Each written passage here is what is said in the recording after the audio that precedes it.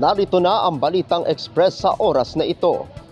Magsasaka, patay matapos matuklaw o makagat ng makamandag na ahas sabay ng magbet lalawigan ng Cotabato.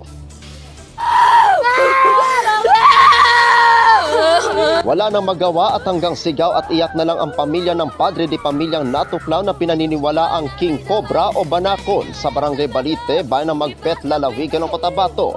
Nakilala ang 67 taong gulang na magsasaka na pangalang Tolentino Bacal na naninirahan sa nasabing lugar. Sa post ni Riza Ampon, makikita ang walang buhay na senior citizen at pamilya nitong halos maglupasay sa iyak at hindi matanggap ang sinapit ng matanda. Nabatid na Sabado nang umalis ang padre de pamilya pero hindi ito nakauwi. Nang puntahan nila sa sakahan ay nakabulagta na ito at wala ng buhay.